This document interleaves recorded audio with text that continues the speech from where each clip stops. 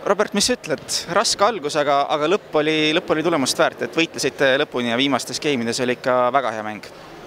Ja oligi täpselt nii, et alguses ei saanud seda õiget rütmi sisse meeskonnal, et kuidagi tujutu mäng oli ja teises geimis käis see klõks läbi kuskilt ja hakkasime panema ja panime lõpuni. Mis sa enda mängu kohta ütled, et oli siis teises geimis 9-12 olite taga, kus esiteks sinu ründepunkt, siis üks plokipunkt Kevin Soolt ja siis sinu serv, mis tegelikult selle mängu tempo täiesti teie poole kallutasid? No ma isegi mäletan seda hetke, et tagusin pähe endale, et tuleb nüüd mingi muutus teha, et tuleb natukene rohkem endast anda veel juurde ja meeskond tuli ka nagu kaasa ja läksime käima, nii öelda. Esimene võit võib öelda vist, et tõelise tiitlikonkurendi üle sellel aastal, et seda kindlasti seda magusan.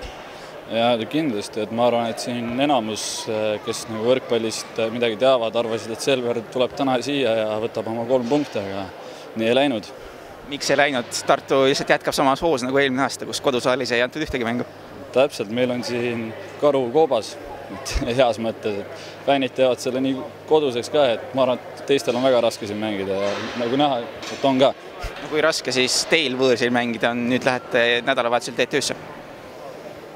Ma ei usu, et nii raske, kui võtta seda atmosfääri, et mitte nii raske kui teistel siin, aga eks ikkagi natuke teine tunne, teine saal.